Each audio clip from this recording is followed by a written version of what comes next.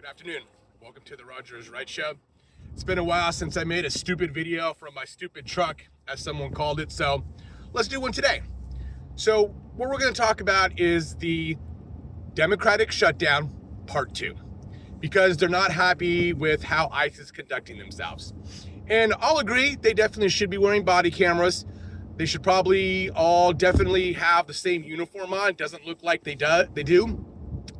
But shutting down the government again, even though it's just the Department of Homeland Security, has absolutely zero effect on ICE and the Border Patrol. None. They're not going to stop operating.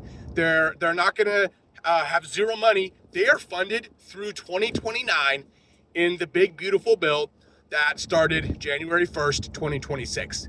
So if ICE and the Border Patrol aren't going to be affected, well, who will be affected? You know who's going to get the first hit? It's going to be everybody at the airport. Do you want to know why? Because TSA is part of Department of Homeland Security. So they're going to get shut down. You want to know who else is part of Department of Homeland Security? FEMA.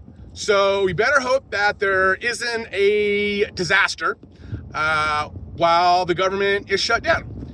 You know who also is part of Department of Homeland Security?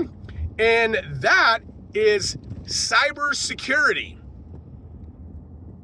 I think it's called CISA. They'll be shut down.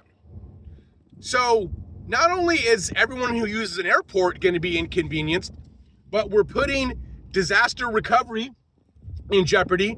We're putting cybersecurity in jeopardy. And oh, right, yeah, the Coast Guard. They're also Department of Homeland Security.